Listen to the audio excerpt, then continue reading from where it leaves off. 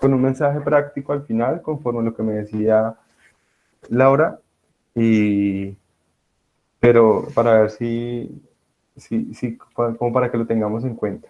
Entonces, en relación con lo que venimos hablando, hemos hecho un recorrido o un barrido nuevamente sobre algunos aspectos relacionados con la teoría general del contrato o del negocio jurídico. Y en ese sentido, pues, eh, se hace importante mirar un punto que tiene que ver con la eficacia de los contratos. Y es que, ¿cuál es la idea principal que se busca con un contrato o al momento de celebrar un contrato?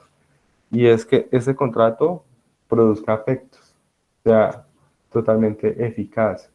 Cuando decimos que un contrato produzca efectos, quiere decir que el contrato genera obligaciones y, lógicamente, que esas obligaciones sean cumplidas por los contratantes. Esa es la finalidad en el mundo ideal de los contratos.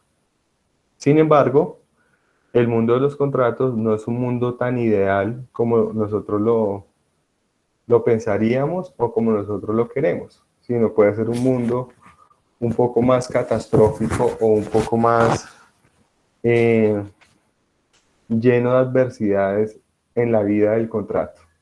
El contrato en el mundo jurídico puede tener muchas, digámoslo así, muchas enfermedades o muchas situaciones jurídicas que lo pueden afectar. Y lo pueden afectar tanto porque no lo dejen nacer, como porque después de que nazca, este no produzca efectos. Y todo esto afecta su eficacia. Entonces, en ese sentido, eso ya lo habíamos mencionado, pero hagamos el barrido. Es que es importante tener clara cuáles son las situaciones en las que se puede dar la ineficacia de un contrato. En qué momentos un contrato puede llegar a ser ineficaz o no produce efectos. Y dentro de estas hay pues varias clases de ineficacia que son las que quiero que mencionemos de manera rápida y pues ya entramos en un punto que de pronto creo que les interesaría más y que no hemos mencionado antes. Entonces, en ese sentido, la ineficacia se puede dar principalmente o inicialmente por algo que se llama la inexistencia. ¿Por qué es bueno recordar esos fenómenos? Porque ustedes los van a escuchar nuevamente en comercial general, en sociedades, especialmente en esas dos materias. La inexistencia, como su nombre lo da a entender, implica que es un evento en el que hay intención de contratar, pero el contrato nunca nace a la vida jurídica, nunca existe en ese caso. A mí me gusta hacer un símil, pero a veces no me gusta hacerlo porque hay gente que lo puede malinterpretar a lo que me estoy refiriendo y no lo digo en un sentido morboso, sino lo digo en un sentido para que me entiendan. Es como un embarazo. Yo puedo desear un embarazo y puedo realizar todo lo que se necesita para que haya un embarazo y puede que el embarazo no se dé. Pasa exactamente lo mismo en el contrato. Puede que yo tenga la intención de celebrar el contrato, puede que yo tenga la capacidad para celebrar el contrato, pero puede que el contrato nunca nazca a la vida jurídica y sea un contrato totalmente inexistente. Es decir, puede que yo quiera el embarazo, pero nunca se dé la concepción. ¿Por qué razón? Temas naturales, lo que sea. Y puede acá que yo quiera el contrato, pero nunca se dé por situaciones totalmente, no digamos que ajenas a los contratantes, sino por situaciones que no permiten que el contrato nazca a la vida jurídica. Y en ese sentido, la inexistencia se puede dar especialmente en tres eventos. Y esos eventos van de la mano con algo que nosotros ya vimos y es lo que tiene que ver con la clasificación de contratos consensuales, solemnes y reales. Entonces, en los contratos consensuales, el contrato es inexistente cuando al momento de celebrar el contrato no nos ponemos de acuerdo o no hablamos respecto de los elementos de la esencia del contrato.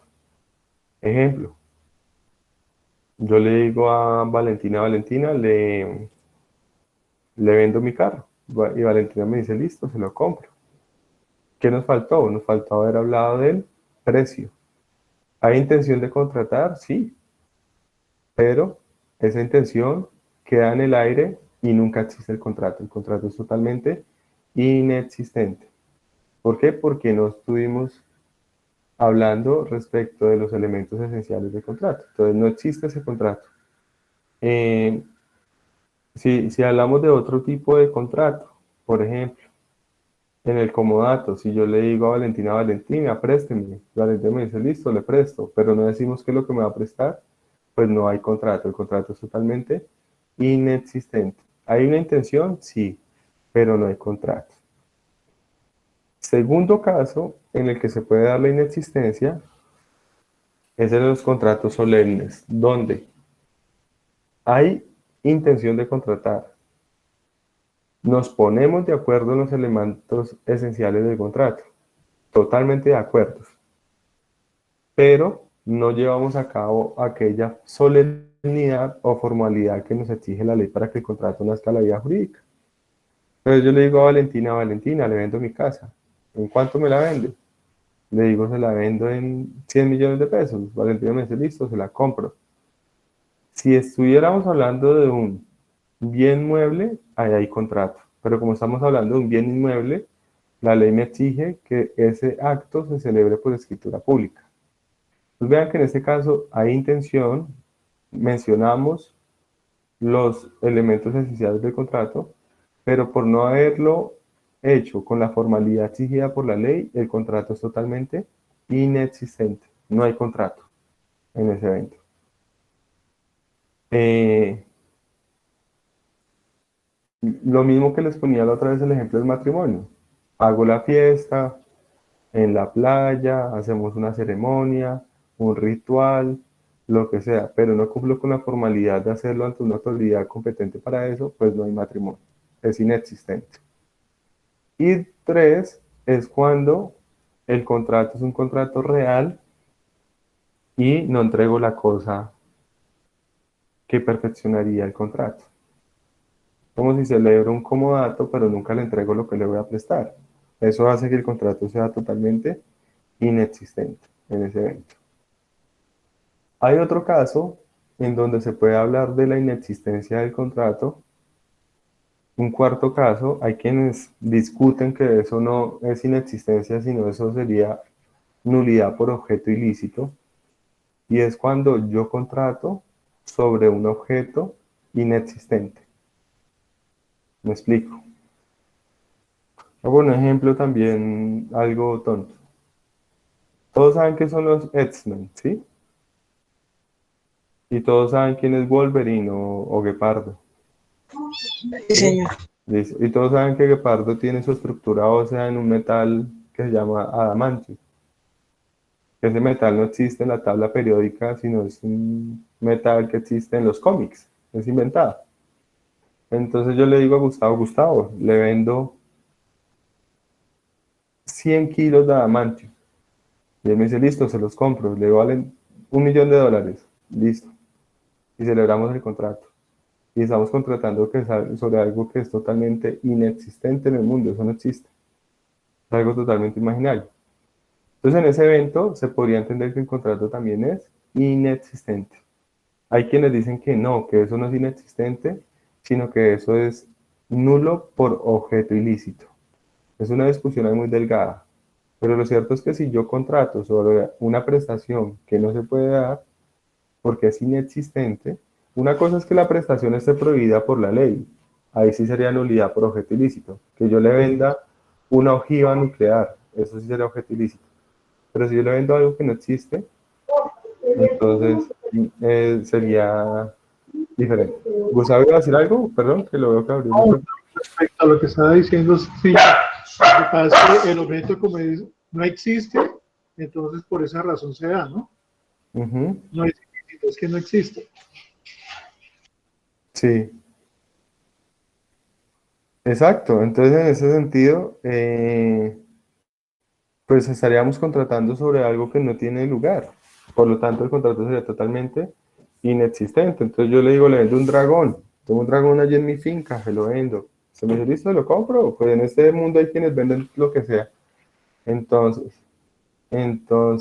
ahí va el tema de si eso es inexistente o eso es nulo por objeto ilícito, pues bueno, es una discusión que se da ahí muy breve. Característica importante de la inexistencia, que la inexistencia no necesita ser declarada judicialmente, sino que la inexistencia aplica sin necesidad de declaración judicial.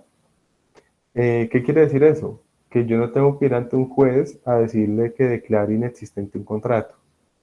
Sin embargo, en la práctica es usual que la inexistencia se alegue en un proceso, pero se alegue por parte del demandado, o sea, lo que llamamos que se alegue por vía de excepción. ¿Cuándo sucede eso? Cuando a mí de pronto me demandan en relación con un contrato y yo me defiendo diciendo que el contrato es inexistente, en ese caso. Entonces a mí viene y me demandan, digamos, me caso con Laura en la playa y Laura viene y me demanda y me dice que, voy a poner tres ejemplos diferentes derivados de lo mismo. Nos vamos a la playa, nos casamos, me caso con Laura. Entonces, hacemos el matrimonio. Me caso es un decir porque no estoy casado. Entonces, vamos, hacemos la fiesta allá, la ceremonia en la playa, todos los invitados y eso, pero eso no es matrimonio porque no se cumple con la formalidad exigida por la ley. Y al mes, me agarro a pelear con Laura y Laura me pide el divorcio y me demanda por tema de divorcio y para la liquidación de la sociedad conyugal. ¿Yo cómo me defiendo? Pues me defiendo diciendo que el contrato es totalmente inexistente. Si no hay matrimonio, no hay divorcio, no hay nada. Segundo caso, me demanda, no sé, por alimentos. Le digo, qué pena, pero me está pidiendo alimentos sobre una obligación alimenticia que nace de un contrato que no existe. Tercero, al mes de casados me muero. Y Laura va a abrir la sucesión diciendo que es mi cónyuge. ¿Qué le van a decir los demás herederos? Lo sentimos mucho, pero ese contrato celebrado por ustedes es un contrato totalmente inexistente en ese evento. Entonces ahí aplica la inexistencia o de pronto es un evento en donde se puede ver que se discute desde el punto de vista procesal. Otro, si en algún momento llegan a tener una pregunta, me interrumpen para no estarles diciendo cada nada que sí quedó claro. Otro evento donde se produce la ineficacia, además de la inexistencia, es cuando estamos frente a lo que se conoce como la inoponibilidad. Y la inoponibilidad, si ustedes bien lo recuerdan, está relacionada directamente con un aspecto que tiene que ver con ¿qué? ¿Recuerdan? La publicidad y Con quizás la vender publicidad. terceros. Exactamente, tal cual. Entonces, la inoponibilidad va relacionada directamente con eso. ¿Y por qué vuelvo a recordar todo esto? Porque por lo menos en materia mercantil, la inoponibilidad tiene mucho que ver porque en materia mercantil se maneja el registro mercantil. Entonces, el semestre pasado cuando hablábamos de esto, pues a mucho hablábamos del registro civil de nacimiento, del registro civil, del registro inmobiliario, del registro automotor. Pero acá, en materia mercantil, ustedes van a ver, sobre todo en comercio en general y en sociedades, muchos actos que necesariamente tienen que ir al registro mercantil. Entonces, en ese evento, la inoponibilidad es algo que afecta la eficacia del negocio, pero ojo, el negocio en este caso sí nace a la vía jurídica. Lo que pasa es que por falta de publicidad mediante el registro, sus efectos solamente se dan para quienes celebran el acto, mas no vinculan a terceros. ¿Por qué? Pues porque los terceros no conocen qué cambios han existido en torno a eso, no hay publicidad.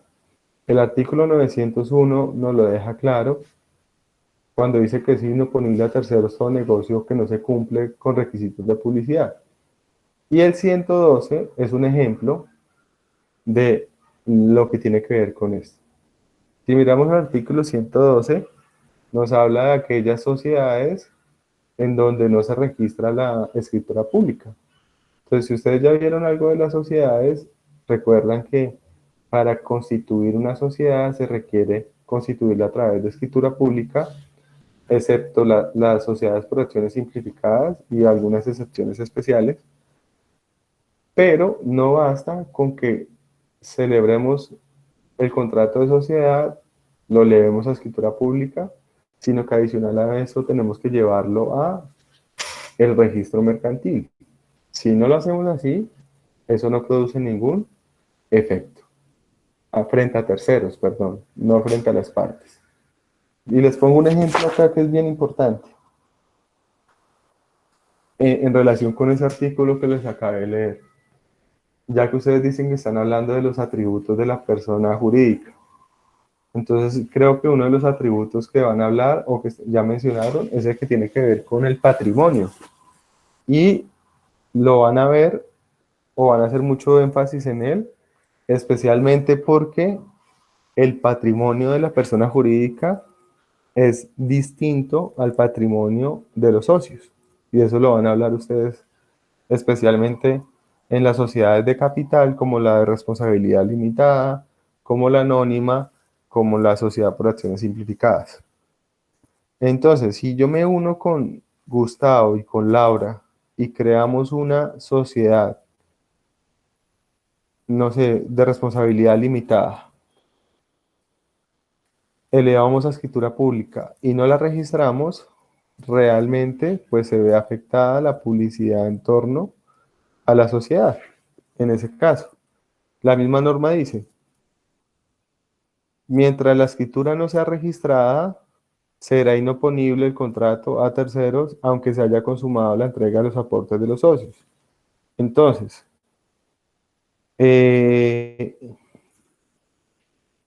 les sigo el ejemplo. Creamos la sociedad los tres. Los tres hacemos aportes. Y de los aportes que realizamos, entonces digamos que Gustavo aporta 50 millones, Laura 50 y yo aporto 50 millones. Son 150 millones de pesos, aportamos eso a la sociedad.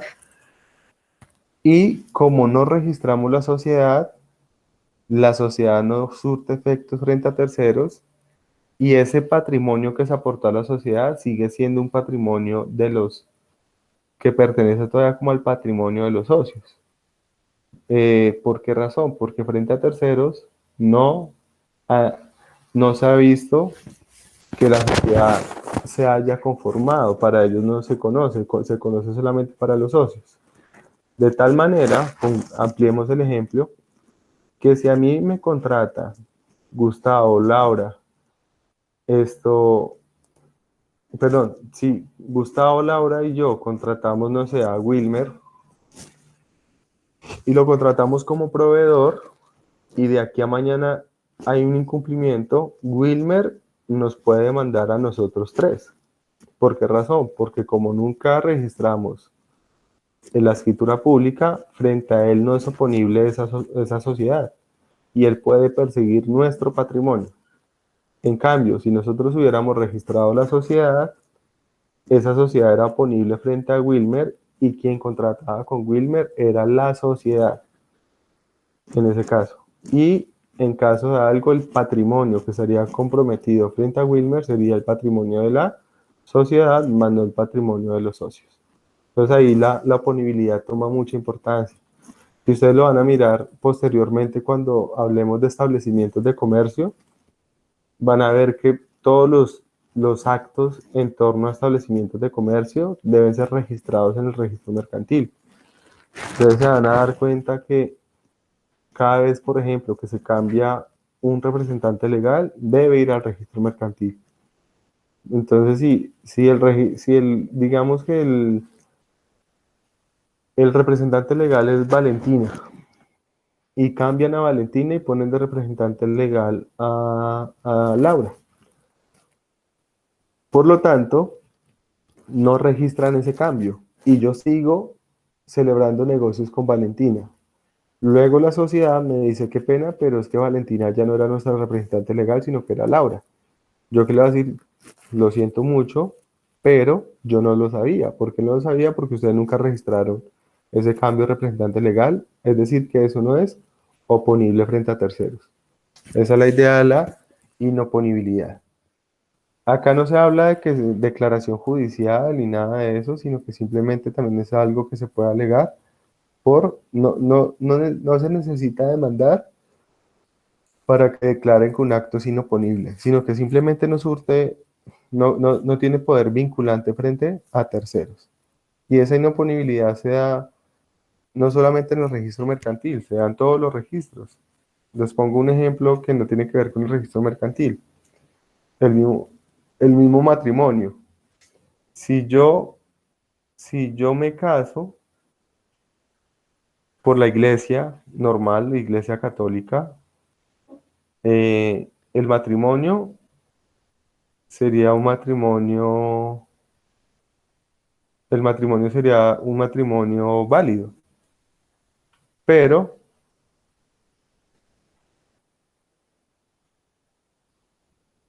no sé si alguien se conectó que no era de la llamada o algo, pero,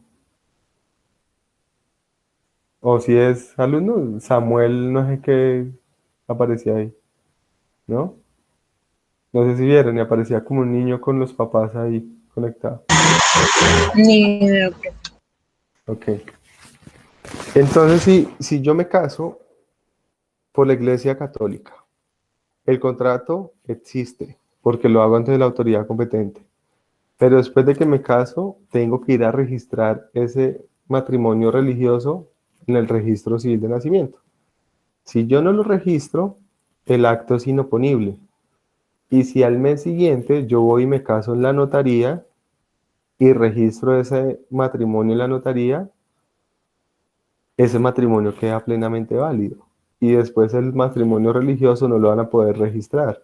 Y yo ya no, y quien se casó por la notaría es un tercero que tiene protección porque frente a ese tercero no producía efectos el matrimonio anterior por no haber sido registrado. Entonces es exactamente lo mismo, se maneja igual en ese caso. Además que en materia de registro aplica una norma o una regla y es que el primero en el tiempo es el primero en el derecho. Entonces, si yo registro primero, tengo prelación frente a los registros posteriores que se puedan llegar a dar.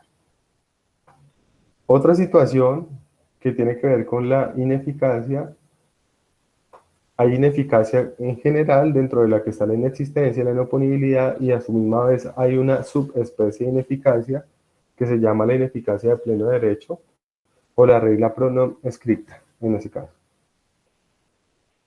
Eso es una regla muy particular, muy propia del derecho comercial, además porque está tipificada en el artículo 897. Y nos quiere decir que cuando el mismo código diga que una estipulación contractual no produce efecto o que ésta se debe tener por no escrita, pues así será, sin necesidad de pronunciamiento judicial. Esa regla pronom escrita o esa regla de ineficacia de pleno derecho es una regla que busca, especialmente a través de normas imperativas, prohibir que los contratantes cambien ciertas disposiciones. Sobre todo es una norma muy proteccionista, para que ciertos actos, por más que las partes lo quieran cambiar, la norma inmediatamente dice que eso no produce ningún tipo de efecto en ese caso. Entonces, esa regla también está ahí, de tal manera que donde ustedes encuentran el Código de Comercio que dice, eso no produce efecto, eso se tiene por no escrito, no necesitan un pronunciamiento judicial para que ello sea así.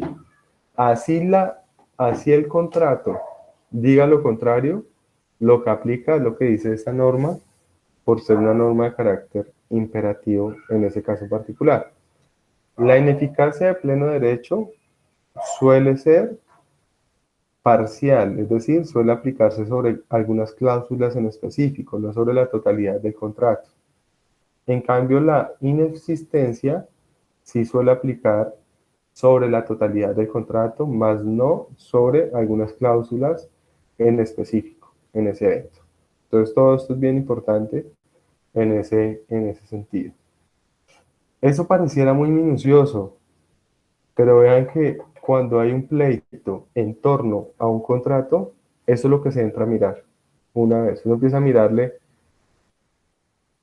va a sonar un poco, no sé si mal o algo desde el punto de vista jurídico, pero en un pleito, dependiendo de la parte que usted represente, usted, cuando hay un pleito con el contrato, usted empieza a buscar cómo matar el contrato, porque si mato el contrato, mato las obligaciones, especialmente lo hago como deudor. Y trato de mirar cómo todas estas situaciones las llevo al contrato, para decir que es inoponible, que es nulo, que es ineficaz de pleno derecho, etcétera, etcétera, que es inexistente. Más no trato de alegarlo para conservar el contrato, por el contrario, es para atacarlo. Y eso pues también lo menciono porque la otra forma en la que puede darse la ineficacia del negocio jurídico del contrato es lo que se conoce como la nulidad contractual. Y la nulidad contractual pues es un fenómeno que aniquila los efectos del contrato. Y los aniquila de una forma, digamos que un poco más fuerte, pero está ligado especialmente la nulidad contractual a que no se cumplen con los requisitos de validez del contrato. Eso ya ustedes también lo conocen, pero acá hay que hacer una precisión conceptual, por decirlo así. En el Código Civil se habla de nulidad absoluta y de nulidad relativa. La nulidad absoluta se da por determinadas causales, especialmente porque hay objeto ilícito, causa ilícita, o porque es una persona con incapacidad absoluta, o porque no se cumple con requisitos formales para la validez del negocio jurídico. En el caso de la nulidad relativa, el Código Civil nos habla de que la nulidad relativa se da especialmente por incapacidad relativa o por vicios de consentimiento. Y hoy en día también se puede dar nulidad relativa porque se celebra el acto sin los apoyos que requieren las personas que no tienen, que tienen afectaciones físicas o mentales, acorde con la modificación al régimen de capacidad que se dio en el 2019. Pero, si lo miramos en el mundo del derecho mercantil, allá no se llama nulidad absoluta y nulidad relativa, sino que allá, como lo podemos ver en la misma norma, se llama es nulidad y anulabilidad. Entonces allá vamos a ver que el artículo 899 y 900 del Código de Comercio nos hablan es lo siguiente. Es muy parecido, pero el término es diferente. O sea, nos dicen, es nulo absolutamente el negocio jurídico cuando está en contra de una norma imperativa, o sea, en contra del orden público, cuando hay objeto y causa ilícitos, y cuando es por una persona absolutamente incapaz. Y es anulable, o sea, que acá se habla de anulabilidad, lo que en el civil se debe a nulidad relativa, cuando el negocio jurídico celebrado se celebra por una persona relativamente incapaz y cuando hay vicio de consentimiento, en ese caso. Acá que es importante que aclaremos o que tengamos en cuenta, que es que acá también nos habla de incapaces absolutos e incapaces relativos, pero la figura de incapaz absoluto e incapaz relativo solamente se predica de qué tipo de personas.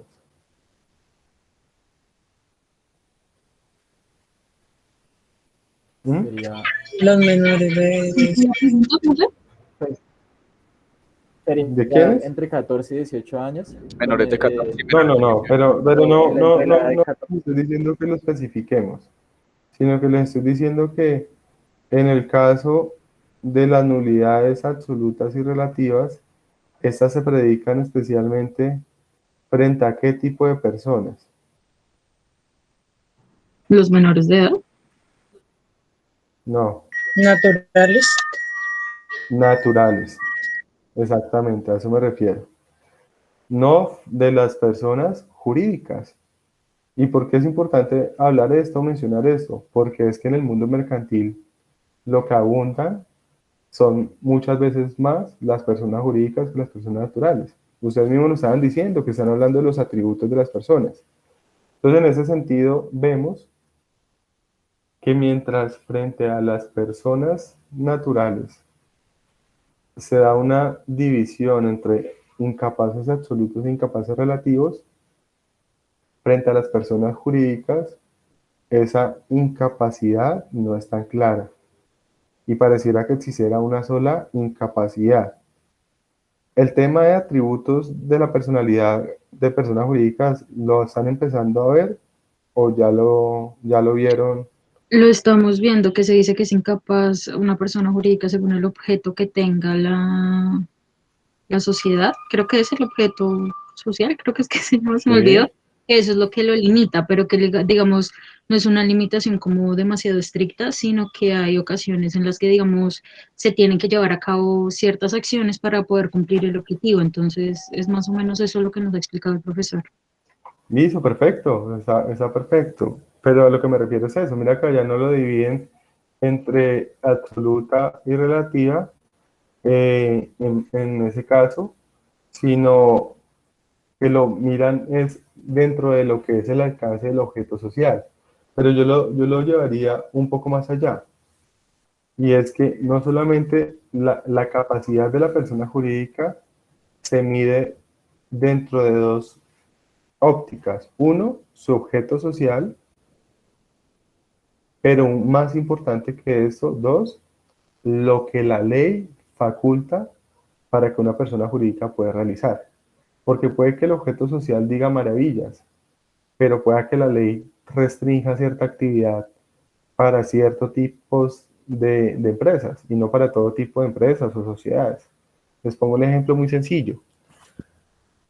En las SAS, cuando empiecen a hablar de las SAS, o si ya lo han hablado, se van a dar cuenta que las SAS, Gustavo de saber de eso porque Gustavo de mantener creando sociedades por acciones simplificadas.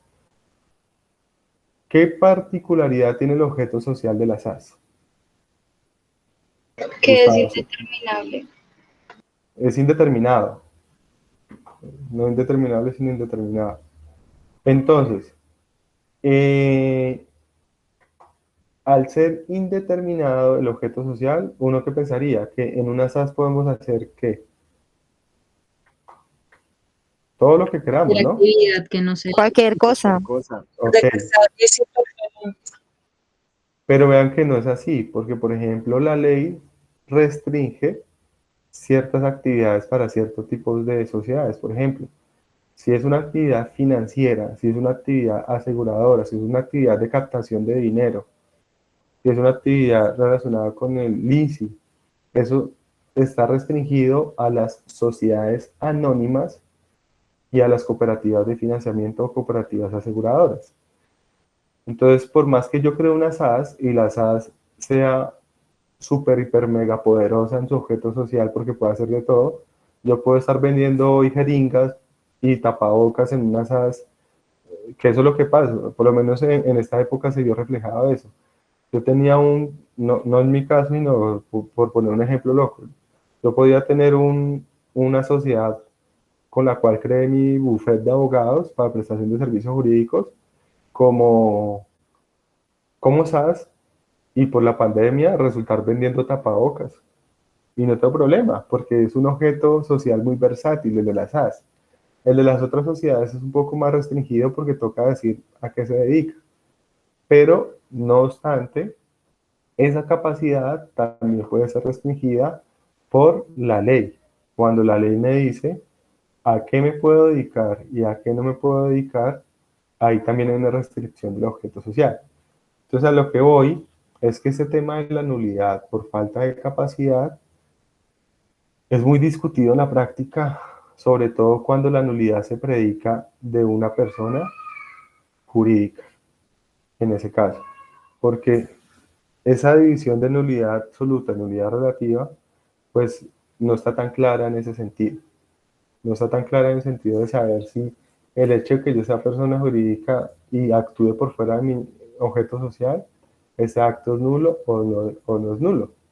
O es más, se puede llegar a hablar que ese acto puede ser inexistente, porque se mezclan muchas cosas en ese caso, en ese evento. Pero ¿me entienden la idea para que notemos la diferenciación?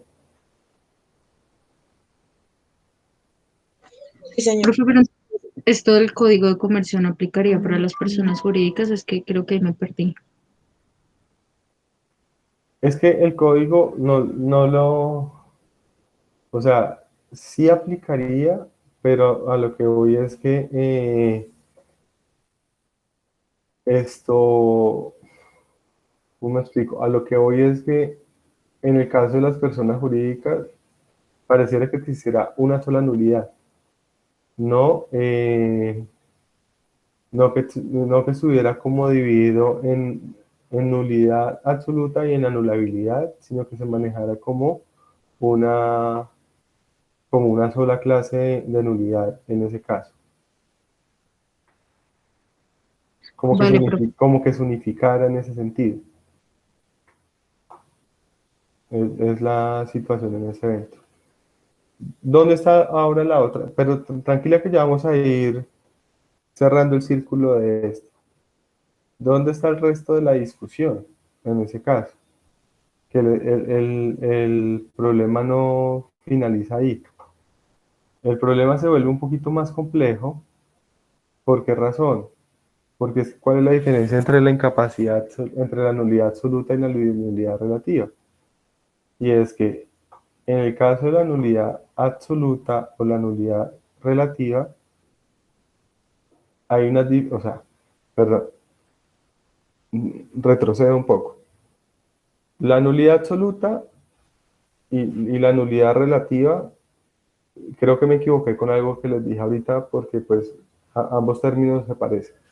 La nulidad absoluta y la nulidad relativa, Laura, sí aplican en el mundo de las personas jurídicas.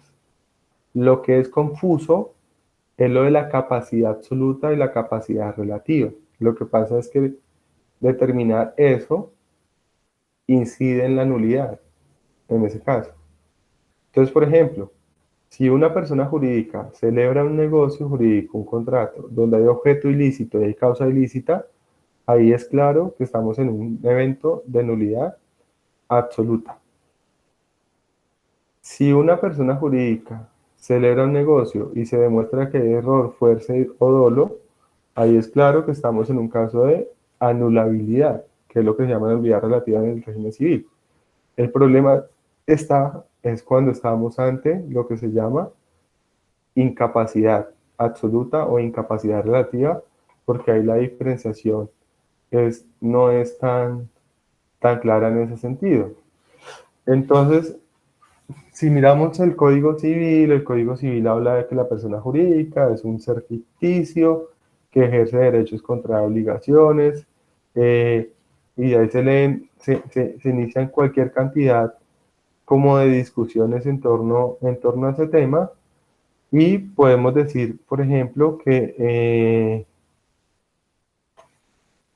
prácticamente los actos que celebran las personas jurídicas por fuera de su objeto pueden ser nulidad absoluta, pero porque se encasillarían o en el numeral 2 o en el numeral 1 de el artículo 899. O podrían encasillarse en la anulabilidad si no es un acto relacionado con estos, sino de pronto es un acto para el cual no tienen capacidad en el objeto social por una restricción diferente. Y en ese sentido habría una nulidad relativa, porque es que en ese caso se entiende que si lo mirábamos desde ese sentido, la nulidad relativa es más aplicable para las personas jurídicas que propiamente para las personas naturales. No sé si ustedes recuerdan que yo les decía, ¿por qué se habla de dos regímenes de capacidad, de incapacidad? Porque es que en el caso de los incapaces absolutos no pueden llevar a cabo actos, especialmente de enajenación ni cualquier clase de acto.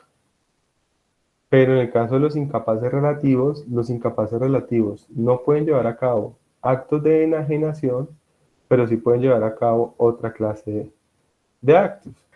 Entonces, en ese sentido, es que se habla de que la persona jurídica, si llegara a tener un problema de incapacidad, podría ser más encasillado en incapacidad relativa, porque solamente sería incapacidad para ciertas cosas, pero sí tendría capacidad para los demás actos en ese sentido. No sé si me hago entender un poco mejor.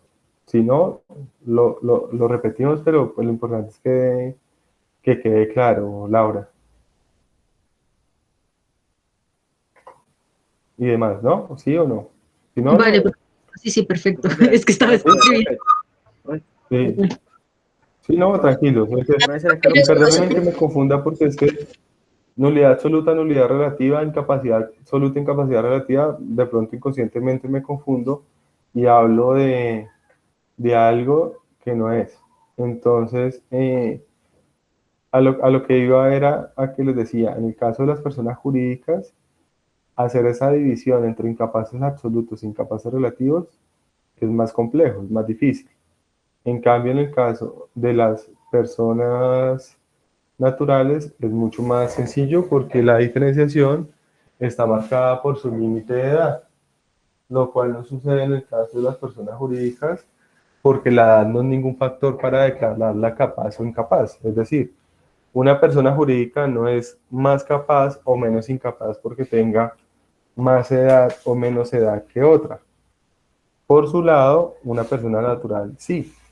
Entonces, como ustedes ya lo vieron en sociedades, la capacidad de la persona jurídica va más relacionada con su objeto y el alcance de su objeto social, o por las provisiones que le establezca la ley. Entonces, lo que les planteaba como pregunta Wilmer era que les decía, entonces, ¿cómo sabemos cuándo la persona jurídica es incapaz absoluta o es incapaz relativa? Porque es que en ningún caso del listado que encontramos en el Código Civil de incapaces absolutos o relativos se nos habla de las sociedades, ni de los, no solamente de las sociedades, sino de las personas, perdón, de las personas jurídicas, sí. Por eso les decía que sí puede haber nulidad absoluta y puede haber anulabilidad en el caso de las personas jurídicas cuando hacen parte de un contrato, y eso está claro si es objeto ilícito, causa ilícita, los demás actos, pero lo complejo es establecerlo cuando estamos hablando de falta de capacidad en ese evento, porque incluso se puede llegar a confundir con lo que tiene que ver con el objeto ilícito o con cuando se contraría una norma legal en esos casos. Es el punto que quería llegar, pero los voy a confundir un poco más con lo que les voy a decir. Y es que en el caso de las personas jurídicas, también es sumamente difícil que se configuren lo que son los vicios del consentimiento. Y si ustedes ven, el artículo 900 nos habla de nulidad absoluta por vicios del consentimiento. ¿Y por qué es difícil? Pues es difícil que hablemos de error, dolo o fuerza en el caso de las personas jurídicas, para empezar porque no son seres pensantes, sino son entes ficticios que actúan a través de sus representantes. Y en ese sentido, podemos decir que para que haya, en el caso de las personas jurídicas, su deber de asesoramiento es mucho mayor. Entonces, para que se configure el error o el dolo, es más difícil porque recuerden que en ese caso el error tiene que ser un error invencible. Y si yo soy una persona jurídica, yo tengo un carácter más profesional y tengo más carga que una persona natural. Sobre todo carga de conocimiento y carga de sagacidad. Entonces es más difícil que se configure eso. Sin embargo, en la práctica se habla hoy en día también de que es posible que se llegue a configurar la, la fuerza como vicio del consentimiento en el caso de las personas jurídicas, pero la llamada fuerza económica. Y la fuerza económica se da cuando una empresa, por su capacidad, por su poder, por su, ¿cómo se dice? Por su posición dominante, obliga a una pequeña empresa a contratar de una forma que la empresa no quiere. Y eso hoy en día se está empezando a manejar como si fuera una especie de vicio de consentimiento. La ley no lo prevé como vicio de consentimiento, pero lo ven de esa manera. Entonces yo soy el poderoso, yo soy quien tengo el poder dominante, abuso del derecho y al abusar del derecho, esto obligo a que las personas que están contratando conmigo contraten incluso en contra de sus intereses. Y eso se llama violencia económica. Porque, por ejemplo, digamos, Wilmer es un productor de X producto y al único que tiene que se lo pueda comprar soy yo. Y yo me aprovecho de esa situación para sacar provecho, abusar de mi posición dominante y terminar manejándolo económicamente a él. Eso también se discute si eso sería más bien un estado de necesidad y yo a partir del estado de necesidad me aprovecho para que haya un, ¿cómo se dice? Para que se dé un constreñimiento en ese caso. Entonces, en ese sentido, lo que debemos de tener claro es que en materia de derecho mercantil no se habla de nulidad absoluta y nulidad relativa, sino se habla de nulidad absoluta y de anulabilidad. Pero es un tema más de terminología. Y en frente a lo de la incapacidad de las personas jurídicas, pues lo que decíamos, ya es claro que estas personas, las personas jurídicas, pues no tienen una naturaleza o una capacidad psicofísica, porque eso es un ente ficticio. Es un ente que no piensa, sino que es un ente que actúa a través de sus representantes. Entonces, en ese sentido, esa institución está estructurada, no está estructurada de forma clara, está incluso muy estructurada de una forma muy dispersa a lo largo de la normatividad y simplemente digamos que eso a veces puede ser visto es a través de la representación de de las personas que están a cargo de la persona jurídica. Pero es un tema que en la práctica genera mucha discusión, lo que les digo. Es muy difícil de manejarlo en ese sentido. ¿Soy claro de que esto es confuso en ese evento? Listo. Sí, profe, ya me quedó más claro. Ok. Listo. Les voy a mandar una lectura para que les amplíe un poco y para que refuercen lo que están viendo de capacidad de persona jurídica y se las voy a mandar en relación con los contratos. ¿Listo? Porque ¿qué es lo que pasa? Es que este tema es mucho de teorías y esas teorías, no hay una teoría como con un poder totalmente vinculante porque la ley no está clara. Entonces les voy a mandar una lectura donde se habla del tema y donde ustedes van a ver que hay diferentes posturas, pero quiero es que tengan clara la problemática en ese caso. Porque una cosa es capacidad de persona jurídica, otra cosa es capacidad de persona natural. Y eso repercute directamente en la nulidad.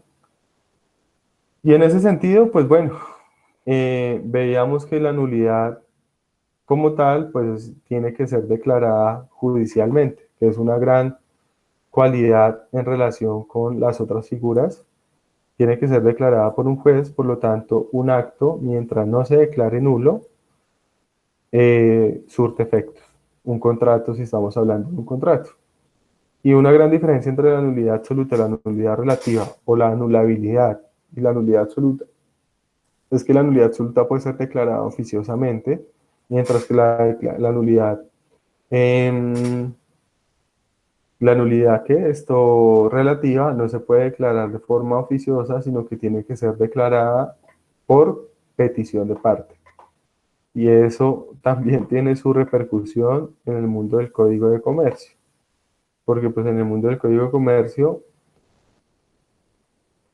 prácticamente termina acoplándose al Código Civil. Porque acuérdense que lo que no está regulado en el Código de Comercio se tiene que regular por el Código Civil en esos eventos.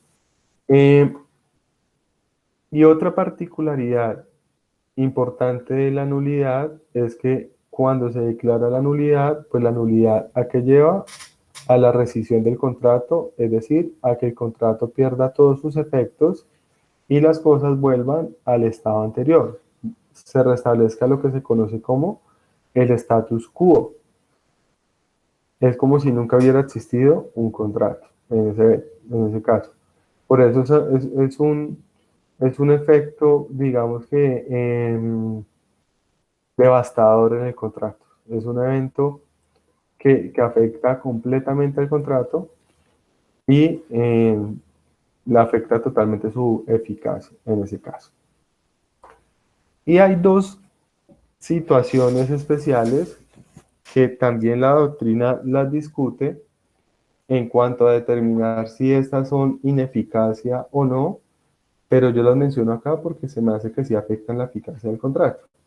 Y estas son la resolución del contrato y la simulación, esas dos. Entonces la simulación del contrato y la resolución del contrato son eventos en donde los efectos del contrato también se pueden ver afectados y las cosas también pueden volver al estado anterior. Eso también ya lo hemos mencionado, simplemente lo recapitulo. Lo voy a recapitular. Dime, Laura. Profe, qué pena simulación del contrato. ¿Y qué es? Que se me está cortando el internet. Resolución del contrato. Gracias. Ujú. Esto yo sé que ya lo hemos mencionado, ustedes algunas cosas la recuerdan, pero lo estamos recordando nuevamente, que es importante tenerlo claro. Y voy a explicar también, hacer el repaso de simulación, de resolución, hacemos un break y entramos a mirar un momento una parte práctica de los contratos, acorde con lo que me señalaba Laura, para que ustedes lo tengan en cuenta. Y ya con eso la próxima clase nos metemos de cabeza en la compraventa de una vez. Entonces, frente a la resolución del contrato, ¿qué implica la resolución del contrato? La resolución del contrato nace de lo que se conoce como la condición resolutoria tácita, y es que en todo contrato va envuelta una condición que da a entender que ante el incumplimiento del contrato, el otro contratante puede optar por la resolución del contrato. Recordemos algo. Recordemos que ante el incumplimiento contractual yo puedo tomar especialmente dos caminos. Y esos dos caminos son, uno, insistir en el cumplimiento, que eso lo haría a través de un proceso ejecutivo, o yo puedo no insistir en el cumplimiento, sino que lo que yo puedo es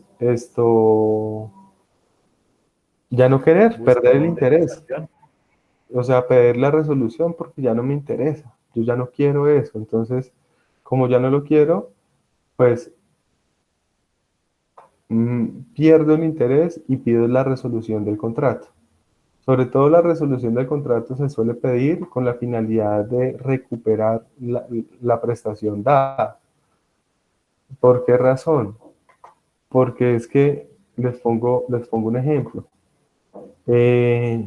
Yo realizo un negocio con, no sé, con Wilmer, y yo le pago a Wilmer y Wilmer no me cumple. Entonces, si Wilmer no me cumple, ¿yo qué camino tengo? Ejecutarlo para que me cumpla, o el otro camino que tengo es que ya no quiero el contrato, ya no me interesa. Entonces, pedir la resolución, ¿para qué? Para recuperar mi prestación. Y adicional a eso, pues también podría optar por indemnización de perjuicios. Entonces, en ese sentido, tenemos que la resolución realmente se da cuando uno opta por desistir del negocio, pero nace especialmente del incumplimiento contractual. Entonces, en la resolución del contrato, el contrato es válido, es totalmente válido, pero como consecuencia del incumplimiento contractual, pues yo ya no quiero continuar en un contrato. Razón por esa, el único que puede pedir la resolución del contrato es el contratante que sí cumplió, el contratante cumplido. Y a través de una declaración judicial, pues busco que se declare resuelto el contrato y que me restablezcan mi prestación. Eso, por lo tanto, hace que requiera resolución del contrato a través de una declaración judicial. No aplica de pleno derecho en ese evento.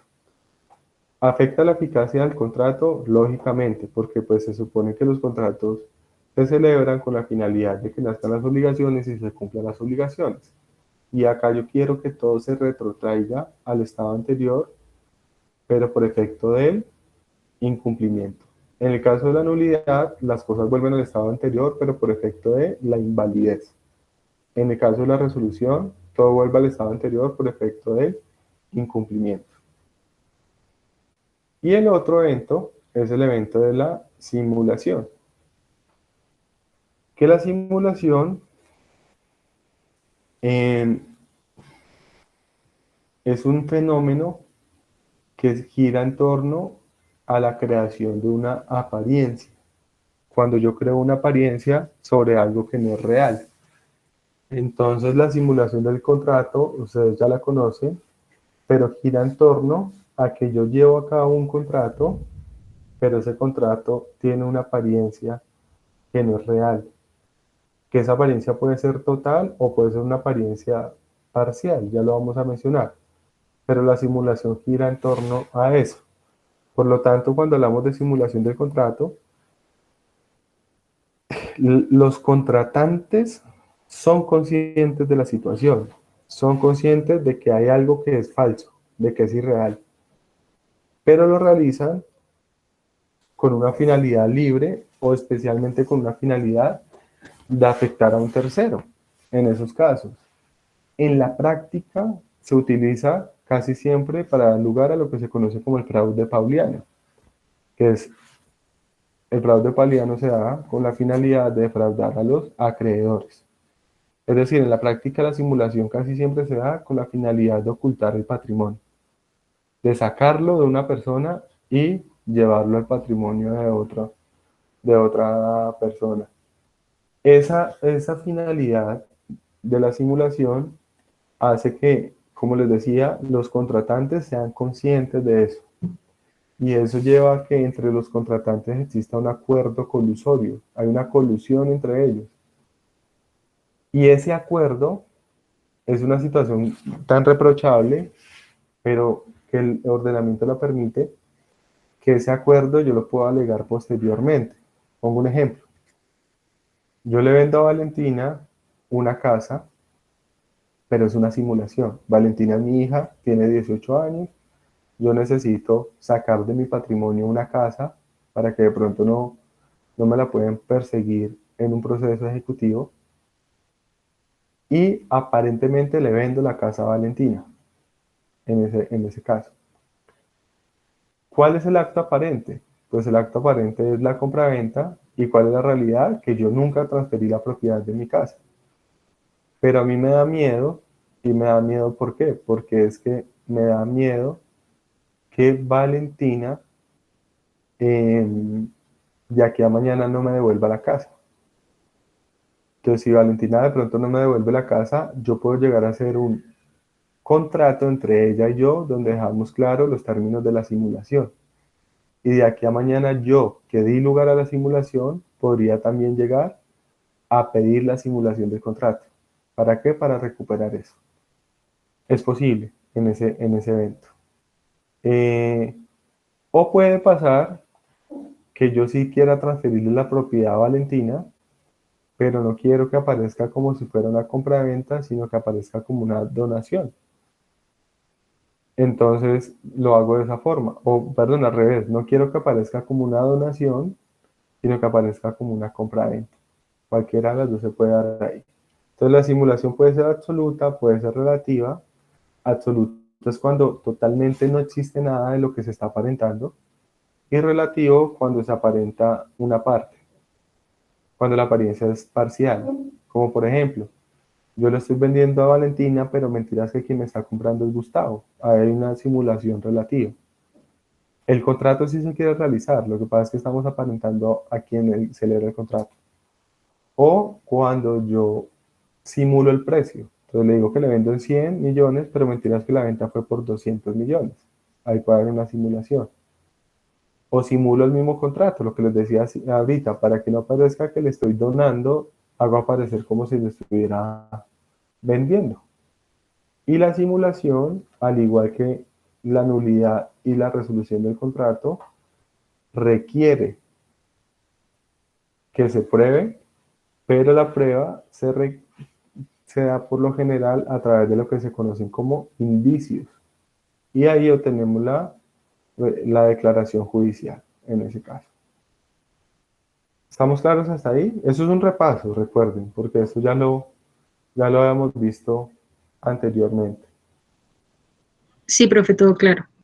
Listo, perfecto. Listo. Entonces yo creo que podemos hacer ahí una pausa.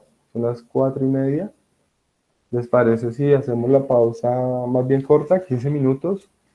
Y con eso acabamos un poco antes. ¿Listo? Que yo tengo una reunión también ahí a las 6. Entonces, para no acabar tan encima. Entonces son las 4:30, 4:45. Nos vemos, ¿listo? Vale, profe. Listo, Vale. profe.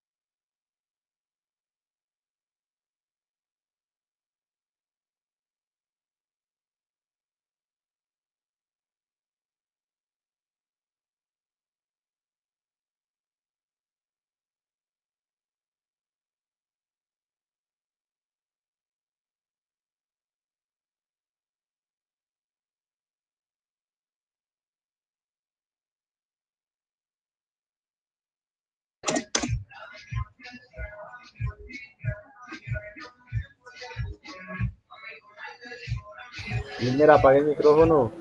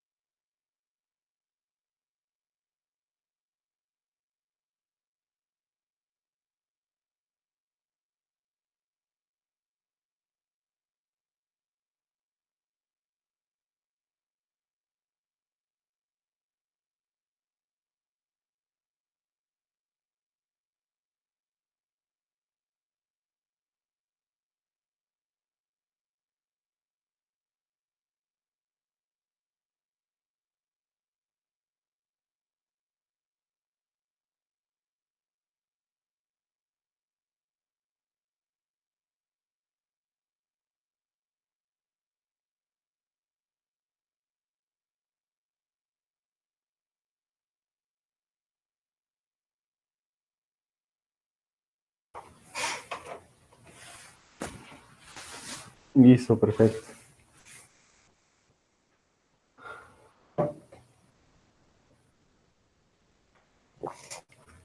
¿Ustedes tienen clase ahorita a las 6? Sí, profe, ¿De qué? de más. ¿Con Caterina o con Magali? Catherine. Con Caterín, pero hoy tenemos una como capacitación con Sandra. Ah, ok, perfecto. Ok. Esto... Sí, porque a las 6 hay una reunión de profesores, de 6 a casi a 8. Entonces de pronto por eso les van a hacer la capacitación con Sandra, porque imagino que Caterina está citada a la reunión. Yo creería que ella está, miro acá, sí, ella aparece ahí. Y Sandra Magali no. Entonces de pronto por eso hoy están con Sandra Magali. Listo, perfecto. Entonces vamos a tocar unos temitas acá y trato de no tampoco demorarnos tanto y ya, y también la verdad es que di clase toda la mañana y ahorita toda la tarde y me quisiera como no acostar a dormir, sino como estirarme a sea 20 minutos, que mi espalda me lo agradecería. Entonces, porque esa reunión de ahora de la noche es una reunión que es un poco demorada. Ok, entonces, concluido todo esto que hemos hablado, eso es un complemento de algo que ya se vio el semestre cuando ustedes vieron obligaciones. La idea es que ustedes vean que el mundo de los contratos es un mundo, no es tan sencillo. O sea, celebrar un contrato no es tan sencillo, sino que celebrar un contrato puede tener muchas complicaciones. Puede que sea sencillo y nunca haya problema, pero cuando hay problema, el no celebrar adecuadamente un contrato, el no conocer adecuadamente el régimen legal de un contrato, puede tener muchas implicaciones perjudiciales o a favor de cierto contratante. Entonces ahí, como lo mencionaba, después de haber visto toda esta parte general de los contratos, ahora la idea es entrar a ver toda la parte especial y es ver ampliar esa carga de legalidad, o sea, ampliar ese conocimiento legal respecto de la regulación legal de cada uno de los contratos. Y no vamos a ver todos los contratos, porque son infinidad de contratos, sino vamos a ver los contratos de pronto, los clásicos y algunos que se suelen usar mucho en la práctica, y vamos a ver prácticamente también como la visión general de esos contratos. Tampoco es que los vayamos a ver a profundidad. Eh, pero creería que vale la pena hacer la siguiente reflexión para que ustedes tengan muy clara la idea de lo que le mencionaba Laura hace un rato. Y la pregunta es, ¿existe el contrato perfecto? Esa es la primera pregunta.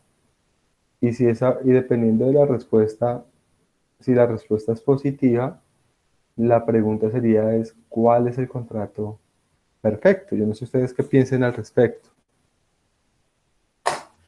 ¿Qué creen ustedes? ¿Existe el contrato perfecto? Profe, ¿Y pues, cuál? Y si sí, ¿cuál sería? Y si no existe el contrato perfecto, ¿por qué no existe un contrato perfecto? ¿O qué se pues requiere yo, para tener un contrato perfecto? Cuénteme, Wilmer. profe, pues yo diría que pues, si nos ponemos a mirar el contrato perfecto también va de acuerdo a que nos dice la ley. De hecho, pues usted lo mencionaba este semestre y el semestre pasado con respecto a los contratos que como tal ya estaban definidos por la ley, que en este caso serían típicos y que ya estén regulados. Pues en este caso, pues yo diría que allá hay como un formato, un modelo con respecto a un contrato para que sea perfecto, diría yo, pues porque ya está nominado y es típico. Y pues también también tocaría mirar a entrar los intereses de las partes para mirar O qué sea, contrato. o sea que para usted el contrato perfecto es el que establece la ley, ¿sí? eh, pues no el que establece, sino que la ley nos está dando como unas formalidades para que sea adecuado con respecto a los intereses que las partes quieran. quieren. Ok. Pero miremoslo desde el punto de vista de la celebración del contrato. La ley dice, la ley está ahí. Usted ya conoce la ley, Wilmer, o la está conociendo. Digamos que ya acabó y ya conoce la ley frente a esos contratos. Y yo le digo, celebremos este contrato, o le pago para que me redacte un contrato y ese contrato sea perfecto. ¿Qué necesita ese contrato para que sea perfecto?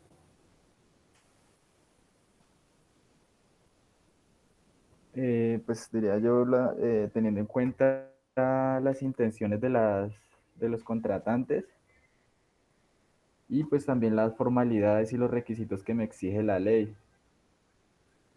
¿Ok? ¿Alguien piensa algo diferente?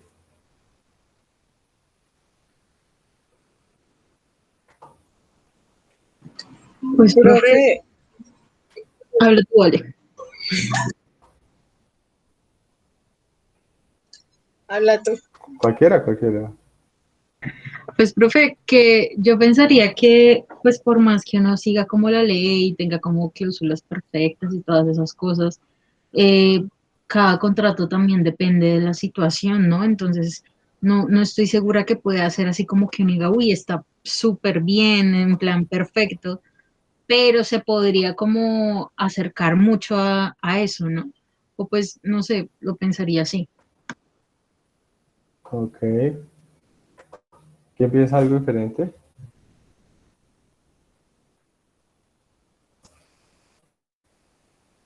Ahorita se van a interrumpir, entonces. Pues yo considero, profe, como usted dijo, ¿no? Que cada contrato está diseñado como para una situación en específico, entonces pues se supone que debe suplir las necesidades de esa específica situación, ¿no? Entonces pues considero que sí. Ok. Pues bueno, vale, muchas gracias por las opiniones. ¿Qué podemos decir al respecto? Pues contrato perfecto, digamos que no existe propiamente un contrato perfecto. ¿Por qué decimos que no existe un contrato perfecto? No porque no hayan contratos buenos, sino porque es que el contrato toca mirarlo desde que no debemos buscar un contrato perfecto, sino debemos buscar es un contrato que resulte funcional para los intereses que yo quiero o que yo pretendo. Y puede que incluso la ley me marque unas pautas y el contrato, como ustedes, o sea, ahí retomo muchas de las cosas que ustedes han dicho. Puede que el contrato que yo tome sacado de la ley no sea un contrato que me resulte funcional. Por eso es que los contratos atípicos no son malos, los contratos atípicos son una buena opción. Las cosas raras son chéveres. Por eso es que algo raro, por eso lo raro tiene su carácter llamativo, porque de pronto lo raro se adapta más a lo que uno está buscando y lo clásico, lo típico, no. Entonces, en ese sentido, a veces los contratos tan clásicos, tan típicos, puede que no sean lo que uno necesita, o incluso adentrándonos en algo típico, en algo clásico, puede que tampoco me satisfaga mis intereses completamente y yo deba variar un poco el contrato.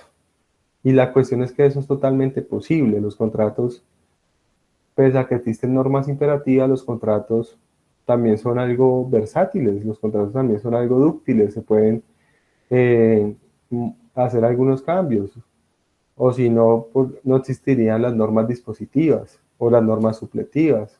Las normas supletivas están esperando es que las partes decidan por sí mismas y si no deciden, pues entran a aplicar. Pero entonces en ese sentido, hablar de un contrato perfecto es muy difícil. Si lo miramos desde su aspecto formal, decir que un contrato perfecto es el hecho por tal persona, por otra, es muy difícil. Además, porque yo les decía hace un rato, el contrato debe ser siempre realizado sobre medidas. Diferentes que algunas veces la misma medida sirva para diferentes casos, eso es diferente. Pero el contrato tiene que ser pensado desde una óptica funcional o desde una óptica eh, que satisfaga los intereses del contratante. Y más que buscar un contrato perfecto, es buscar un buen contrato. Un buen contrato para el caso en concreto. Pero ahí también viene la duda. ¿Qué debe tener un buen contrato? Y es que ustedes lo van a enfrentar en la práctica. Cuando ustedes les digan en su casa, venga, haga el contrato de arrendamiento, que revíselo si está bien o está mal. Y ustedes revisan ese contrato y ustedes miran eso como si fuera una dimensión desconocida, que no saben si está bien, mal o algo, pues eso es lo que buscamos en estas asignaturas, de que ustedes sepan dimensionar cuando el contrato es bueno o es malo. Pero entonces, ¿qué debe tener un buen contrato para catalogarlo como contrato funcional o un contrato que me sirva a mí como contratante? Lo primero es que debe estar guiado a satisfacer mis intereses. Pues porque si no está guiado a satisfacer mis intereses, creo que el contrato lo que es un contrato contraproducente para mí. Dos, además de ser un contrato que esté guiado a cuidar de mis intereses, debe ser un contrato que esté, ahí me voy hacia la parte formal, que esté celebrado y redactado en unas condiciones contractuales en las cuales yo pueda tener claridad como contratante de cuáles son mis obligaciones. Es decir, debe ser un contrato que no se preste para interpretación, que es lo que veíamos la clase pasada. Entonces debe ser un contrato sumamente claro en ese sentido, para que sea un buen contrato. Sin embargo, sigue siendo todavía complejo establecer cuál es el contrato funcional adecuado o cuál es el buen contrato o el mejor contrato que podemos encontrar para cada caso en específico, porque ahí entraría también un aspecto muy subjetivo, y es que el contrato pueda ser un contrato que satisfaga mis intereses, pero puede que mis intereses sean muy subjetivos, como la ropa. Puede que usted se mande a hacer el vestido y puede que no sé, a Brigitte le parezca que mi vestido es horrible, pero yo estoy feliz con mi vestido. Y eso pasa en los contratos. Puede que a Brigitte le parezca que mi contrato es un contrato horrible, pero para mí es un contrato perfecto, un contrato bueno, un contrato funcional. Entonces, en ese sentido, yo les hago una pregunta desde el punto de vista formal. ¿Qué es mejor? ¿Un contrato escrito corto? ¿Un contrato escrito extenso? ¿O un contrato verbal? ¿Qué creen ustedes que es mejor? Pongo los tres ejemplos para que me entiendan mejor. Contrato verbal, le digo, Brigitte, le vendo mi carro, vale tanto. Brigitte me dice, listo, se lo compro. Ahí tenemos el contrato. O pongamos un ejemplo diferente, le vendo un caballo, Brigitte me dice, listo, se lo compro. Contrato escrito corto. El contrato escrito corto diría algo como esto. 2 renglones, 3 renglones. Joan, en calidad de comprador, adquiere a título de venta el caballo, perdón, acá se lo ha puesto en otro salón. Brigitte, en calidad de compradora, adquiere a título de venta el caballo por la suma de 19 millones pagada a Joan Camilo en calidad de vendedor. Hay un contrato escrito corto. O si lo que necesitamos es ese típico contrato que ustedes están acostumbrados a ver, que es ese contrato extenso, que es como esto, que son varias páginas con varias cláusulas que arrancan como objeto, obligaciones del vendedor, obligaciones del comprador, etcétera, etcétera, ese tipo de contrato. Entonces ahí les hacía la pregunta, ¿ustedes qué creen que es mejor? ¿Cuál de los tres casos es mejor y por qué? ¿Corto, extenso o contrato verbal? ¿Mm? ¿Qué creen Pues ustedes? ahí ya, digo que ya entra como tal los intereses de la parte de lo que se está negociando, ¿no? Pero ¿en qué infiere eso con que el contrato esté? Acá ya estamos mirando la redacción del contrato. Porque pues no tendría sentido hacer un contrato escrito extenso a, no sé, No sé qué no sabe. Profe, pues yo creo que lo que sea, habla.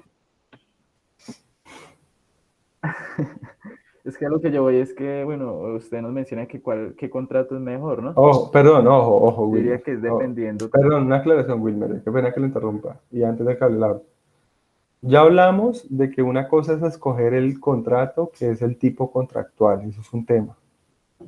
Porque eso también puede ser difícil, es importante. Ahora lo que estamos hablando es de escoger la formalidad en la que se va a celebrar el contrato. Lógicamente, cuando la ley lo permite, porque si la ley dice que tiene que ser por escrito, pues tiene que ser por escrito. Pero a lo que me refiero es que cuando hay esa versatilidad de hacerse, ¿qué es mejor? Ya decidimos que es una compraventa. Ya decidimos eso. Entonces, ahora, ¿qué prefiere o qué es mejor para usted? ¿Una compraventa de 3 renglones, una compraventa de 5 páginas o una compraventa verbal? ¿Y por qué? Pues para mí, eh, pues para mí teniendo en cuenta mis intenciones, entonces, ¿Pero cuál? como usted ¿Cuál? ya lo dijo, es una compraventa. Pues digamos, para mí sería un contrato escrito extenso, digamos, si ya van con intenciones de que yo quiera añadirle cláusulas y no sé, por ejemplo, una de confidencialidad Confidencialidad. o una penal. Ok, Entonces, pues puede yo que cada diría que cláusula de ya, esas sea 2 renglones.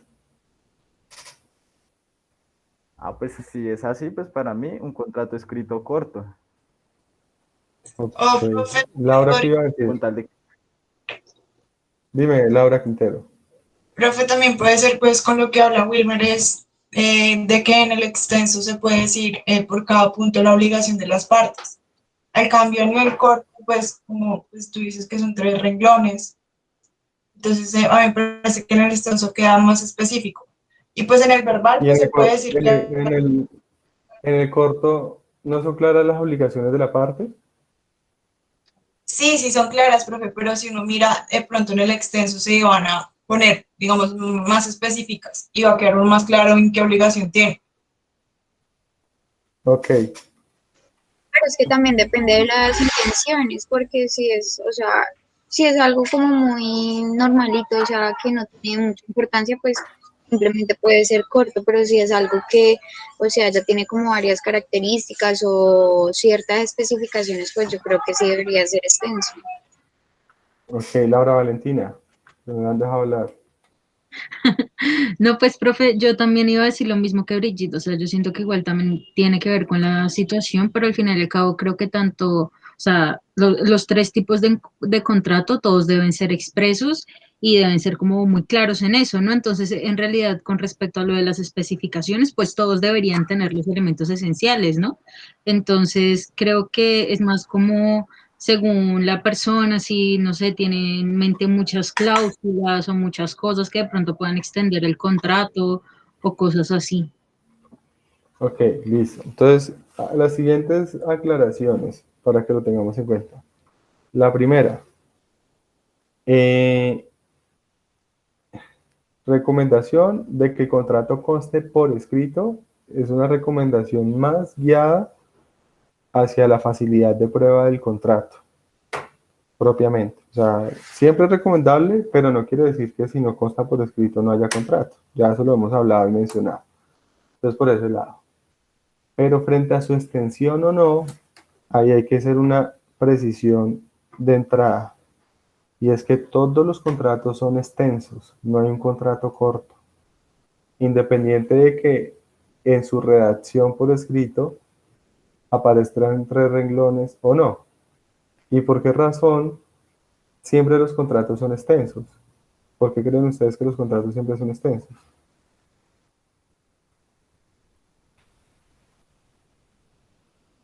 pues porque digo yo que debe ser porque se debe explicar y especificar bien el contrato, No, ¿no? no, estamos diciendo que este contrato que estoy mostrando ahí, que son 2 renglón y medio, puede ser más extenso que el contrato de 5 páginas que le gusta a usted. ¿Por qué razón? De pronto es de lo que deriva en sí el contrato, ¿no? Digamos, si es una compraventa o no. No. ¿Por qué razón? ¿Ninguno? Ok. Por una razón muy sencilla, porque es que el mayor clausulado de un contrato lo encontramos en la ley. ¿Qué quiere decir eso? Que cuando yo celebro un contrato de compraventa, me estoy echando al hombro toda la normatividad en relación con la compraventa. Por eso ese cuentico de que lo que no está escrito no vale, ese cuento es cuento. Porque es que si usted celebra una compraventa y en la compraventa se dice, como lo coloqué ahí, en renglón y medio de eso, no quiere decir que no haya más regulación. El contrato está regulado por toda la regulación que se encuentra en el código respecto de la compraventa en ese evento. Es más, hay contratos extensos donde ese contrato extenso en su redacción no prevé tanta cosa como lo prevé la ley. Y tampoco quiere decir que ese contrato no le aplique lo que determina el régimen legal del contrato. Por eso acá empezamos a hacer confluir todo lo que hemos venido hablando. Por eso que le hemos gastado tiempo a hablar de normas imperativas, de normas supletivas, de normas dispositivas, eso no es gratis, eso tiene una importancia muy grande. Y es que cuando yo celebro un contrato, inmediatamente ese contrato tiene toda la regulación legal que aplica el contrato. Entonces les pongo un ejemplo muy sencillo. Perdónenme un momento que voy a quitar la presentación y voy a poner la presentación de una forma completa para mostrarles algo en relación con esto. Entonces acá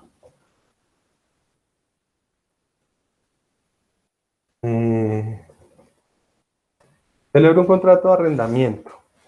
Entonces, si celebro un contrato de arrendamiento, así el contrato sea verbal, así sea escrito de una forma muy corta, o sea, escrito de forma extensa, si es un contrato de arrendamiento sobre vivienda urbana, esta norma, que es la ley 820, por ejemplo, que regula el arrendamiento de vivienda urbana, me va a aplicar en el contrato, y son 41 artículos.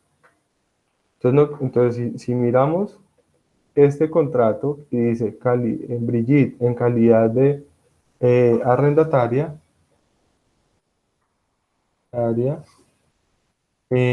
adquiere a título de arrendamiento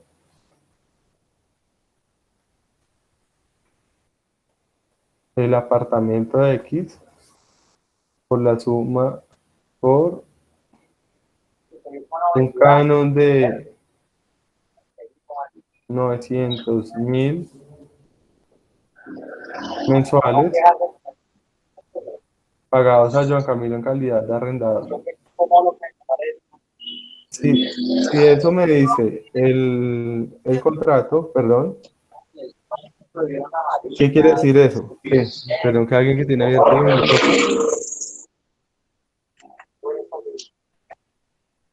No sé quién tiene. Amor, ¿cómo es la captura? ¿Acá sí? Ya. María Paula. Ya lo pagué. Ya lo silencié. María, Entonces, vean, este contrato, así sea verbal, o sea solamente sus renglones, o sea este contrato que les acabé de mostrar, que tiene 4 páginas, para poner un ejemplo, en todos los 3 casos, todo esto de la regulación legal del contrato de arrendamiento de vivienda urbana es aplicable al contrato. A lo que voy o a lo que quiero hacer referencia con esto es que no nos podemos sesgar en pensar que lo que no está escrito no vale o que tenemos que vivir, como quien dice, enamorados de contratos extensos. Reitero, la recomendación es que el contrato sea un contrato escrito por prueba del contrato. Pero la recomendación frente a la extensión del contrato va más guiada a que el contrato debe extenderse dependiendo de mis intereses como contratante, por ejemplo. Porque puede que a mí me interese más lo que dice la ley que lo que yo puedo decir en el contrato. Entonces puede que yo en el contrato solamente coloque 3 líneas y en esas 3 líneas yo diga qué compro, a qué valor lo compro y ya. Y me interesa de otra parte es todo lo que dice la ley frente al contrato, porque lo que dice la ley es lo que a mí me beneficia como contratante. Por eso toca mirar qué camiseta tengo puesta yo como contratante. Pero si yo veo que lo de la ley no me beneficia, ahí sí me interesaría colocar cláusulas que cambien lo que dice la ley, siempre y cuando sea una ley dispositiva que permita cambiarlo. De lo contrario, pues no lo podría cambiar. Pero en ese sentido, a lo que voy es que no nos podemos casar necesariamente con que el mejor contrato es el contrato extenso. Porque además, si ustedes se dan cuenta, la mayoría de contratos extensos que vemos repiten lo que ya dice la ley. Pues muchas veces los abogados lo hacemos para cobrar, pues porque si a usted lo contratan para hacer un contrato y se aparece con un contrato de 3 líneas, pues le van a decir que está loco para que le paguen por eso. Si usted aparece con un contrato de 5 páginas repitiendo lo que dice la ley, se lo pagan un poco mejor. Pero pues a lo que yo voy independiente de eso es que el contrato adecuado es el contrato que resulta más funcional para nosotros. Y para nosotros conocer cuándo el contrato resulta funcional para nosotros, necesitamos conocer especialmente la regulación legal del contrato. Si no conocemos la regulación legal del contrato, es muy difícil que nosotros podamos acomodar ese contrato y hacer del contrato un contrato adecuado para nosotros. En la práctica existen miles de formatos. Usted por internet baja todos los formatos que quiera de los contratos. ¿Cuál es el mejor? Reitero, el que se hace sobre medidas. Es decir, que es bueno que usted cuando realice un contrato dependiendo del caso concreto, dependiendo de sus intereses y de lo que usted lo puede llegar a beneficiar. Pero para eso necesita conocer el contenido legal que regula el contrato. Entonces, ¿por qué por qué señalo esto? Por lo que me señalaba hace un rato Laura. Y es porque esa materia, ¿a qué se refiere? A partir de la próxima clase, a mirar el contenido regulatorio de cada contrato. Y ya con ese conocimiento, lo que buscamos es que ustedes, cuando vayan a redactar sus contratos, sepan si es mejor un contratico corto, un contratico extenso, o si es mejor no decir nada de lo que dice la ley. Porque les pongo un ejemplo. Ya le doy la palabra, Kevin. Les doy un ejemplo. Si la ley me beneficia a mí con cierto aspecto, ya le doy la palabra, tranquilo. Si la ley me beneficia a mí con cierto aspecto, pero si yo coloco eso redactado en el contrato, el contratante no le va a gustar. Les pongo un ejemplo muy sencillo. La ley de arrendamiento de vivienda urbana dice que si usted quiere dar por terminado el contrato de forma unilateral, debe pagar 3 meses de indemnización, 3 meses de canon. Si yo lo escribo eso en el contrato, usted se me asusta. De pronto. Si yo no le digo nada de eso, no quiere decir que eso no aplique, porque es que eso está en la ley, no tengo por qué decirlo ahí. Y de aquí a mañana cuando esté el problema y usted me termine el contrato, le digo, págueme 3 meses. Y usted me va a decir, venga, pero es que eso no lo contratamos. Le va a decir, qué pena, pero es que eso no teníamos que decirlo, porque eso aplica el contrato, porque hace parte de su contenido legal. Es más, eso puede ser visto como un elemento de la naturaleza del contrato y está dentro del contenido legal. Entonces, por eso es importante en esta materia que miremos contrato por contrato para que ustedes conozcan el contenido legal. Kevin, cuénteme. Además, por aquí, Hola, profe, bueno, buenas tardes. además porque Ok. no debemos olvidar siempre el artículo 9 del Código Civil, y es que la ignorancia de la ley no sirve de excusa. Cuénteme, Kevin, qué pena. Profe, sí, buenas tardes, ¿cómo va? Bien, muy bien. Bueno, profe, es que yo tengo una pregunta que me surgió hoy Sí, después de una experiencia personal que tengo. Es que, por ejemplo, si uno en un contrato de compraventa de un vehículo, esto se hace el contrato y se compromete en las observaciones a que dentro de un mes se hace el traspaso. sí. Y digamos, en X o Y razón, siendo extremista, el vehículo siga mi nombre, pero esto llega a haber un accidente o algo, la responsabilidad todavía sigue siendo mía por ser el titular de la tarjeta de propiedad o por el documento de contrato de compraventa de vehículo, sirve o cómo sería ahí la dinámica. Ok, entonces vean lo interesante de lo que acaba de señalar Kevin en este caso. Entonces yo voy a colocar el ejemplo desde el principio. Entonces yo le vendo a Kevin mi carro el día de hoy, le entrego el carro, él me entrega el dinero, pero decimos que dentro de un mes eh, se celebra se adelanta el trámite del traspaso, por decirlo así, en ese evento. Y no decimos absolutamente nada más. Entonces, si no decimos absolutamente nada más, nos toca ir a mirar lo que la ley diga respecto a las obligaciones que existen frente a los daños que se puedan causar con eso. En cambio, si yo quisiera ser más juicioso en ese evento, como vendedor, estando en cabeza del vendedor, ¿qué es lo que digo?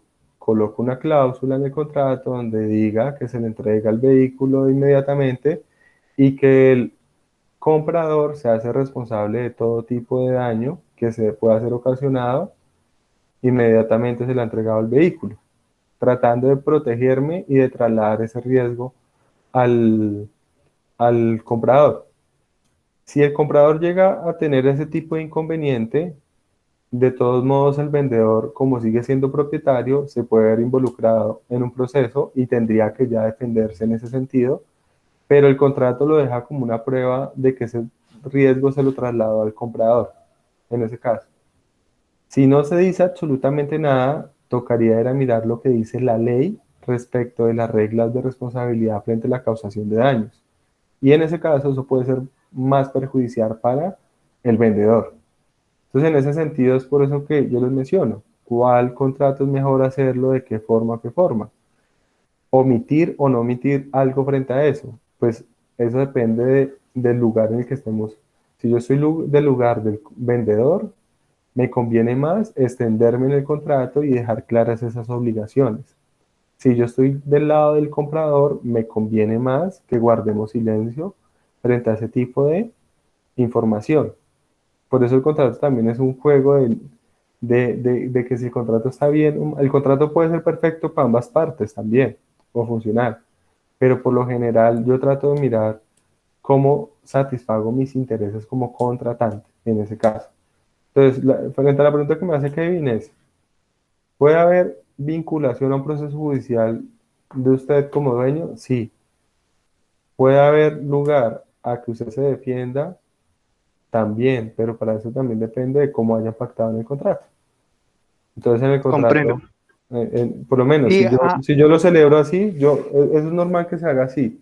Entonces, cuando se hace así, yo a veces coloco también, se hace responsable de todo daño, no que se causa a un tercero, sino que también sufra el vehículo antes del traspaso, porque puede que el vehículo precisamente se le dañe el motor, se le dé algo. Entonces, todo eso toca dejarlo previsto en el contrato. Cuénteme, Kevin, perdón. entiendo, entiendo.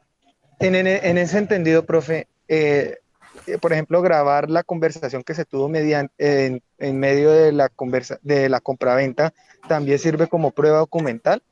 Ok, lo que pasa es que cuando el contrato es verbal, la forma de probar o demostrar el contrato, hay que tener mucho cuidado con eso. Y porque pues ustedes saben que también hay unas discusiones frente a la legalidad de las grabaciones como prueba. Eso es un tema que se discute por aparte. Y vean que lo que dice Kevin es muy importante. ¿En qué sentido? Yo he visto casos donde yo voy a celebrar un contrato, por ejemplo, con Gustavo y le digo, Gustavo, vea, el contrato van a ser estos parámetros. Entonces el contrato es que yo le vendo una casa, que usted me la paga tal, que pasa esto, y todo lo hablamos.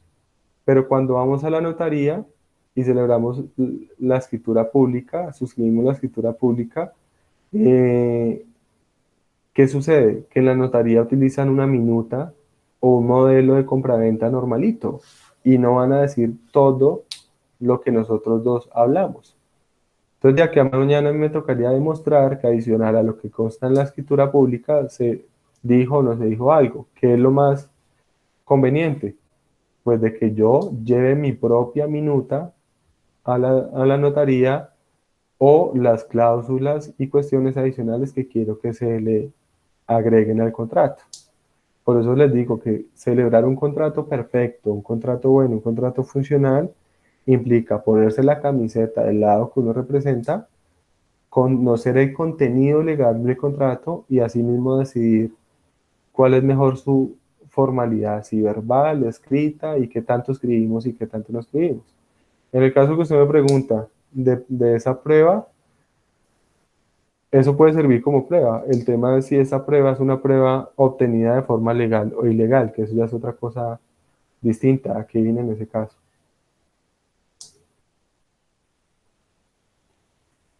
¿Es claro que? Profe, qué pena. Sí, señor, pero ¿qué fue lo último que dijo? Es que no le entendí bien, se me cortó el internet. Que frente a la prueba que usted aduce de una grabación de una conversación, Sí, señor, la grabación. sí, eso puede servir como prueba. Pero a lo Ah, que ok, voy es que, listo. sí, pero no, pero ojo, a lo que voy es que otra discusión aparte es si esa prueba se obtuvo de forma legal o ilegal, que eso es un tema que se debe revisar por aparte. Listo, comprendo la dimensión. Ujú. Listo, profe, muchísimas gracias, muy Pero por amable. eso les digo, o sea, por eso la conclusión de lo que venimos hablando y de la razón por la cual nos vamos a dedicar a comer contenido legal, a digerir contenido legal de contrato por contrato, es porque es sumamente importante que al momento de usted redactar un contrato, de celebrar un contrato, conozca el alcance de el contenido legal del contrato, para que no lo afecte aquí a mañana el artículo 9 y por ignorante, por no conocer la ley, tenga su problema, su inconveniente en ese caso. ¿Listo? ¿Alguna pregunta más? Listo, profe. No, señor, me quedó claro bastante. Bastante Ujú. claro, perdón. ¿Y los demás, alguna pregunta? No, señor. ¿No? Listo, si no hay más preguntas, entonces yo creo que podemos dejar ahí y ya la próxima clase empezamos con la compraventa. Les voy a mandar la lectura de capacidad de persona jurídica